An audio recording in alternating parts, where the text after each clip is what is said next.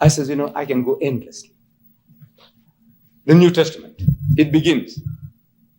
Every new book begins. Matthew, it says, the gospel according to St. Matthew, the gospel according to St. Mark, the gospel according to St. Luke, the gospel according to St. John. I'm asking, what is according? Why according to? I write little books as well, But you'll find my name there by Ahmed Deedat. It's not according to Ahmed Deedat. If you wrote it, thinking that I had said or I meant such and such a thing, then you can say, according to Mr. Deedat, this is his theory, or this is what he said. It might not be true. You might have misunderstood. But if I write a book, I put my name. Matthew didn't write his name. Mark didn't write his name. Luke didn't write his name. John didn't write his name. These are anonymous books. And you think, well, maybe, this can only come from Mr. Deedat. So you put Deedat's name. This can only come from Brother Farah Khan. So you put his name. This can only come from Brother Waris Muhammad. So you put his name. You have no right to do that. Nobody has a right to do that. You are doing injustice to the man. If he hadn't said that, you might not be quoting exact. So, according to Matthew, according to Mark, according to Luke, according to St. John. And internal evidence shows that all said that they didn't write the book. This is what you see from the outside, on the heading. The Christians put the heading. So, in the internal evidence, you read Matthew 9:9. I said Matthew 9:9. But Matthew didn't write it. Why do I say that? Matthew 9:9 when Matthew didn't write it. You see, J.B. Phillips, a prebendary of the Chichester Cathedral in England, a paid servant of the Anglican Church, he translated the Gospels into modern English, because the English that I'm quoting to you is a bit archaic, old-fashioned, because I'm reading from the King James Version. A lot of people, they love it. They lap up that language of the King James Version, so I use it. I'm also used to it. But J.B. Phillips, in his preface to the Gospel of St. Matthew's, he says, early tradition ascribed this Gospel to the Apostle Matthew. Early tradition, that's what people say, that this is the book of Matthew. Early tradition ascribed this Gospel to the Apostle Matthew. But scholars nowadays almost all reject this view. Hindu scholars, Muslim scholars, Jewish scholars, no. Christian scholars of the highest eminence, backed by 50 cooperating denominations, they say, this is what they say. Scholars nowadays almost all reject the view that Matthew wrote Matthew. The author, whom we may still conveniently call Matthew, which I'm doing. Instead of telling you the first book of the New Testament, chapter 1, verse 1. Why am I wasting your time, my time? No, I say Matthew 9:9, Matthew 5:17. Conveniently, I'm using the word Matthew. See, the author, whom we may still conveniently call Matthew, has plainly drawn on the mysterious Q. This Q, the letter Q, is also in inverted commas. But they're trying to say that Q stands for the German word Quella. Quella means sources. Therefore, the scholars, they know what they're talking about when they say Q, which may have been a collection of oral traditions. He has used Mark's gospel freely. Matthew has used Mark's gospel freely. In the language of the school teacher, he has been copying wholesale from Mark. And Mark was a 10-year-old boy when Jesus walked this earth. Matthew is supposed to be a disciple of Jesus, an eyewitness and a ear witness. And he goes and copies a 10-year-old boy who wasn't there. And you say this is the book of Matthew. Poor Matthew. What kind of mind did he have? What kind of eyes or ears did he have? That he goes and copies somebody else when he was an eyewitness and ear witness.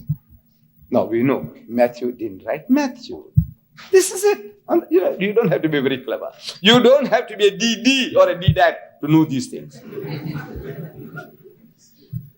Just a little observation. And you can see through and through. You can deal with swaggarts and the likes of him anytime, any day. Allah has given us that destiny. But we don't do homework.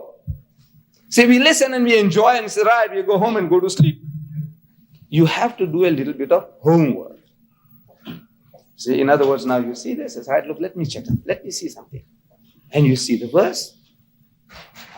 Matthew 9:9, told you, open it up, Matthew 9:9. What does it say? It says, while he, referring to Jesus, was going forth into the way. See, this is the Old English, King James English. While he was going forth into the way, he, Jesus, saw a tax collector called Matthew. And he, Jesus, came up to him, Matthew, and told him, Matthew, follow me, Jesus. And he, Matthew, followed him, Jesus. I'm asking, did Matthew write that? Or Jesus write that? Who wrote it? Can't you see? These are not the words of Matthew, these are not the words of God, and these are not the words of Jesus. This is not the Injil. We believe in the Injil. What is the Injil? I say Injil is the revelation, the wahi that Allah gave Hazrat Isa alayhi salam. And the Bible tells us, this Bible, it tells us, Matthew tells us that Jesus went to a certain place and he preached the gospel. In Arabic, Injil. Gospel means the good news. Translated into Arabic, Injil. He went and preached the Injil. Mark says he went to a certain other place and he preached the Injil. Gospel. Luke tells us that he went to a certain place and he preached the Injil, gospel, Injil. And John tells us that Jesus went to a certain other place and he preached the gospel, Injil. I'm asking, did he carry a book around under his arm, under his arm? Did he? Injil? That every time he took it out? In the beginning was the Word, and the Word was with God, and the Word was God. Is that what he was doing? No. Whatever revelation wahi Allah gave him, that is the Injil. Now they tell you, the Christians themselves, you don't have to do any homework with regards to the Bible. You don't have to make any new discoveries. Whatever they gave you, learn from them and use it. They tell you now, they translate the Bible, the New Testament, into Arabic. They have for the Arabs 11 different Arabic Bibles. I have samples of them. 11 different. I thought there was only one Arabic language. But I'm now told that there are 11 different dialects. And every dialect group is said, look, we got it for you. You are Palestinian, we got it for you. What are you? Moroccan, we got it for you. Tunisian, we got it for you. Southern Sudan, we got it for you. What are you? Syrian, we got it for you. 11 different Bibles for the Arabs alone. In Arabic, different dialects. So they feel that you have no excuse for rejecting the blood of Christ. 11 different Bibles making it easy for you. Let's do. So the Arabic translation, the book begins. It says Injile Matthew, Injile Marcus, Injile Lucas, Injile Johanna. So right. We accept. You say Injile, Matthew, Marcus, Lucas, Johannes. Okay. I said, where is Injile Isa? Look, we believe, what did we say? We say we believe in the Injil. When we say Injil, it is a revelation, the wahi given to Hazrat Isa alayhi salam. That is what we believe. Not one given, if at all. If given to Matthew, Mark, Luke and John. Who are they? Who's Paul, Peter and James? Who are they? We are made to accept that is the wahi Allah gave to Hazrat Isa alayhi salam. Injile Isa. Bring it. And we will give it a sympathetic consideration. If it is from Hazrat Isa alayhi salam. But these are not the works of Isa alayhi salam. Can you see? Look, they are telling you. Why must you go out of your way and say, this is the Torah, this is the Injil, this is the Zabur, and you get caught up with it? No, it's lack of knowledge.